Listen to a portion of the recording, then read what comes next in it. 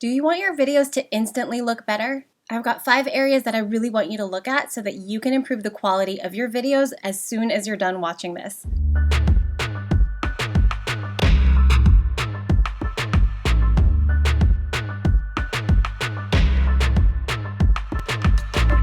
Have your coffee?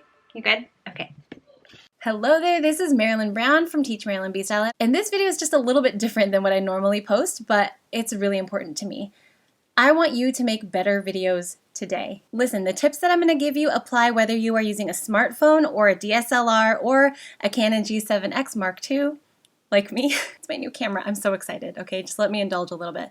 Anyway, it doesn't matter what you're using to film your videos. What matters is that you take these things into account to improve the video quality, the production quality of your videos today. Before I go any further, please make sure you go down into the description box to grab the freebie. I want to send you a checklist that has these exact areas and a spot for you to take some notes. So go and grab that and then come back to this video.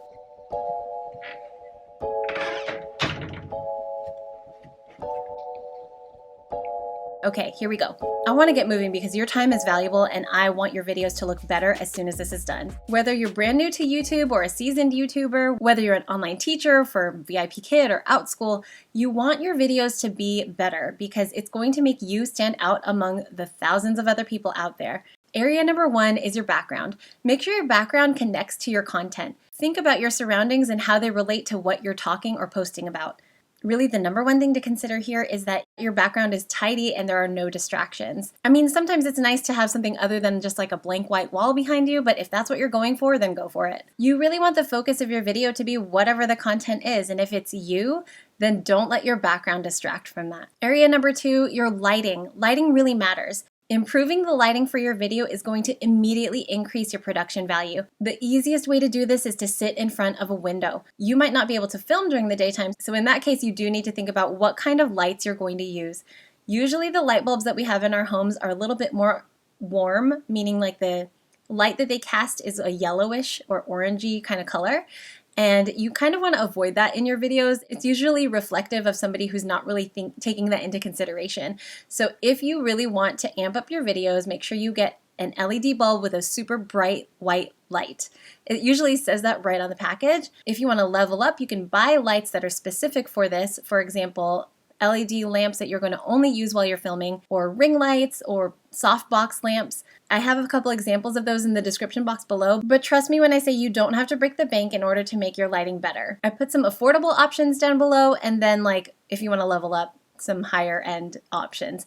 The ones that I linked below are similar to the ones that I have, but let me just tell you, I bought one off of Facebook Marketplace for way less than it would have been on Amazon. I looked it up. And then the other 2 I got because I know people in the film industry and they owned these lamps, they upgraded, and then we're just giving them away. It kind of depends on who you know or how willing you are to kind of hunt for them. And then another thing you want to be really aware of is if you wear glasses, to be careful that your lights don't have glare in them. A quick tip is to just angle your glasses downward, so like put the arms up further than you normally would. It feels weird, but it doesn't look as weird as you would think. All right, once you've got your background and your lighting set up, area number 3 is probably going to seem like a really obvious one: content. You've heard it said everywhere, content is king. What the heck does that mean? It means that what you're going to post has to be good quality. Quality over quantity. They don't have to be fancy. Let me just start by saying teach what you know. So whatever you know and you're passionate about and can imagine yourself talking about for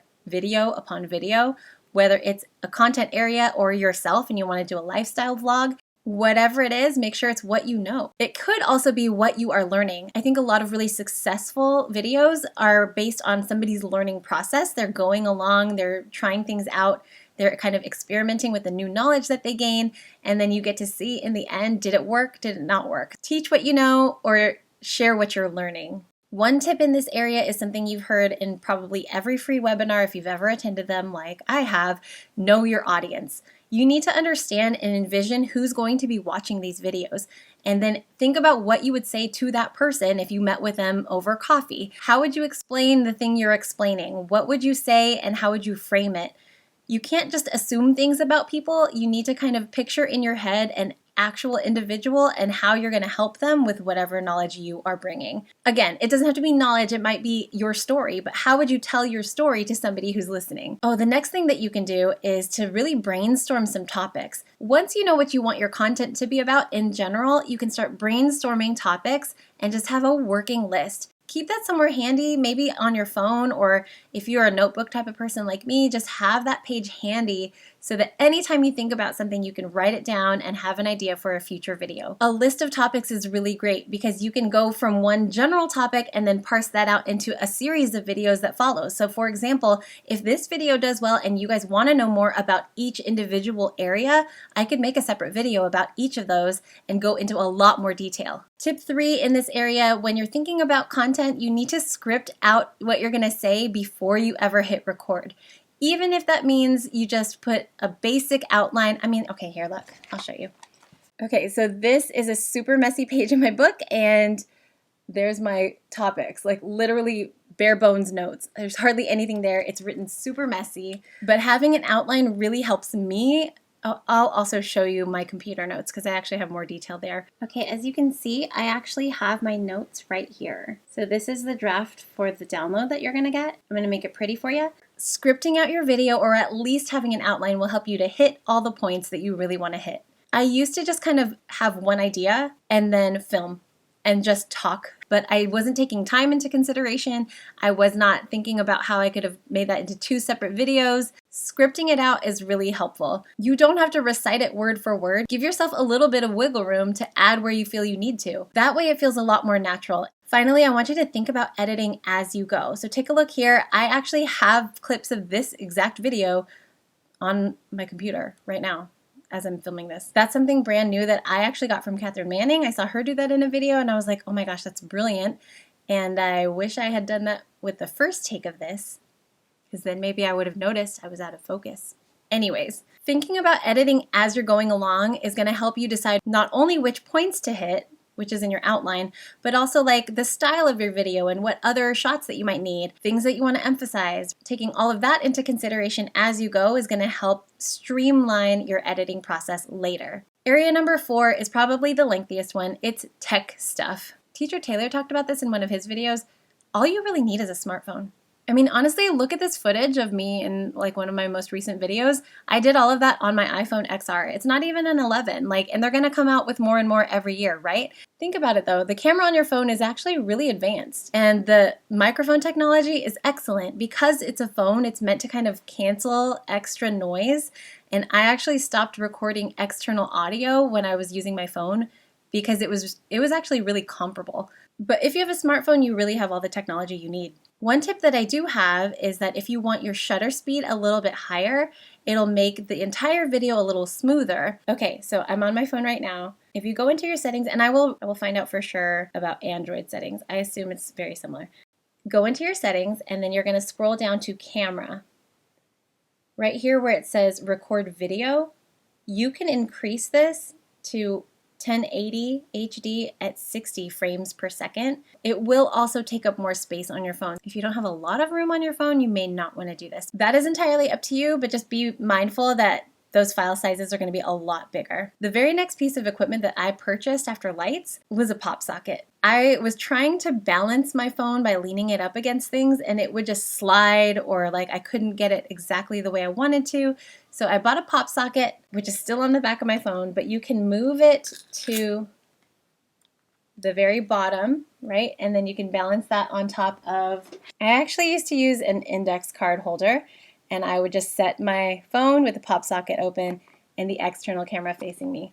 So I know that was kind of out of focus, sorry. So a pop socket, I think it's an affordable and useful kind of tripod alternative. If you do want to get a tripod, make sure to get one with one of these adapters to hold your phone, and then it screws into the tripod. The one that I have is the one that I'm actually using right now. I'll link it down below. I got it on Amazon for less than 20 bucks, and it's great. Using my phone, one of the things that I really like doing with that is taking B-roll footage of things that I kind of cut to in between. I will link my Georgia Loves Dino video right here just to kind of show you that I used my iPhone for this, but I put my phone into the tripod and kind of used it for those shots where I was sweeping across or zooming in on things. A lot of that B-roll footage I took while it was on this tripod, but I just closed the legs together and then kind of used it like a selfie stick. Okay, here's a tip that has to do with the tech stuff. If you're using your phone, unless it's for TikTok, because on TikTok you film vertically, right? But for everything else, you want to film horizontally. So turn your phone sideways and use the external camera. I know it's tempting to use the selfie cam, but that quality is going to go down really quickly, and you'll also be tempted to look at the screen and not at the camera itself. So make sure you're looking into the lens. That's easier to do when you're using the external cam. Plus the settings that I just showed you, when you adjust those, that has to do with the external camera. So that's the one that's going to film higher quality video. As far as microphones go, I actually don't have a vlogging microphone. I have either used my smartphone's microphone that's built in, or I've actually used my headset. I teach online for VIP Kid, and so I wear a headset for class. I can link that below if you're interested for whatever reason, but I set it in front of me. Here, take a look. I set it in front of me on the desk, and I use the mic. I just kind of tilt the microphone up with the little, with a sensor, the little hole sticking toward me, and that's it. And I use QuickTime on my computer. I have a Mac, and I use QuickTime to record that. You can use whatever comes on your computer to record audio, because once you've plugged in the microphone, that will help to cancel a lot of the noise and focus in on just your voice. I personally don't like to wear my headphones when I'm doing a YouTube video because I feel like it's just too close for comfort. I don't like the way it sounds, but that's entirely up to you. I like it to sound more like if I'm in a room with somebody rather than I'm right here in your ear. I don't know, it's just a little creepy. Also, I'm sorry, I was being creepy. Again, if anything, your smartphone is already equipped with a great microphone, so just set your smartphone down, go to voice memo and hit record, because you can use that as your external audio. If you're using a different camera and the audio on the camera itself is not great, use your smartphone to record your audio. Here's what I definitely don't recommend. Do not just use your computer's built-in microphone. It's going to sound really bad, so I would avoid that. If you're not like an online teacher or anything like that, but you are a gamer and you have gaming headphones with a built-in mic, same thing. You can set your headset down in front of you, link it up to your computer and hit record, and you will have much better audio than if you were just getting it through your computer itself or your camera itself. Side note, you want to make sure you're ready to have to link sound together with picture in your post-production process. So like when you're in the editing stage, you're going to have to sync that up. Don't skip that step. Make sure that it's synced up perfectly. And now that we're already talking about it, that is area number 5, editing. When it comes to editing, I started using iMovie because I am a Mac user. It comes already loaded on your Mac. A lot of people swear by this, especially people on YouTube. In my opinion, it's fairly user-friendly. It's pretty good for beginners, but it also was the cause of a lot of tears and frustration because I couldn't get things as exact as I wanted them to be. I was able to level up because my husband already had Final Cut Pro X on his laptop. So he taught me how to use that, and it's way better. A lot of newer PCs actually come preloaded with photo editing software, and you can edit videos in that as well. So look into that, look for tutorials, and you'll be able to edit your videos just as well as anybody else. Obviously, I'm not very well versed in those, so I can't recommend any particular software. If you want to level up, you can buy Final Cut Pro X or Adobe Premiere, but again, you're gonna basically get the same result unless you're trying to do something very grand. I'm not editing a cinematic masterpiece here. This is like I'm a talking head and I'm just sitting in front of the camera. So it's fairly easy to edit, and iMovie really is sufficient, and it's free. The price matters. I know YouTube Studio actually has editing software within the website, so you can try that out and see how that works for you. If you do use that, please let me know in the comments below. I'm curious how much you love it, what could be improved. I don't know much about it. Okay, general editing tips. Simple is better. So like pick one font that you want to use throughout your entire video. Use one song as maybe your intro and outro, or if you're going to have it underneath the entire video, adjust that volume way lower than your vocals. Unless there's like almost no talking, you really want your music to be down. One thing that will make me click away from a video is if I can't actually hear the person's words. I can't hear it, it's not really gonna matter. If it would be helpful for me to make a video about how to do that, I would be more than happy to. Let me know that in the comments as well. Oh yeah, and as far as like transitions or like cut tos go, you don't have to have so many of those especially in your first videos. Simpler is better. People are tuning into your videos to hear you. So again, make the content the focus of your video. None of us are expecting the other to be like a master editor, right? All right. editing, simple. Keep it simple. Keep it simple, sweetheart. So those are my 5 areas for you. I do have a few extra tips that I want to share. Let's just get to it.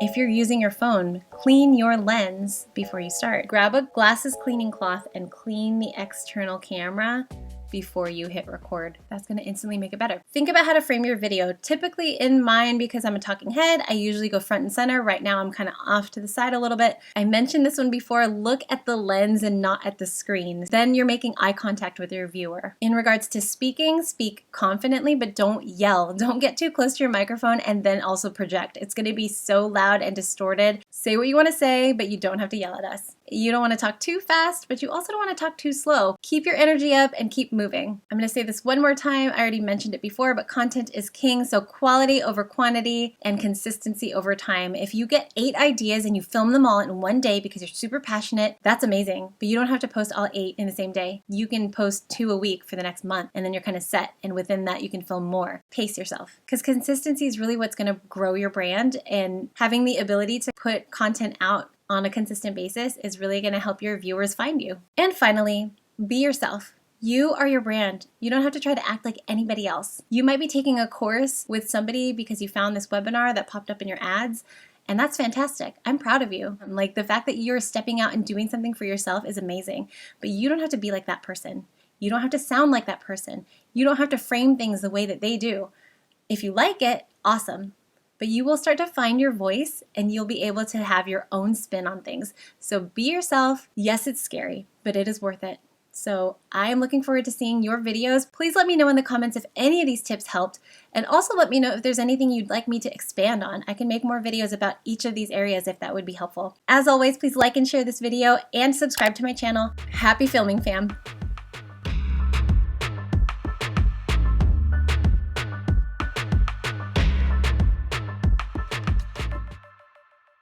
I'm filling in the frame. There's the door. Okay. That was a good first try. Nope. Not even recording any audio. Rookie mistake.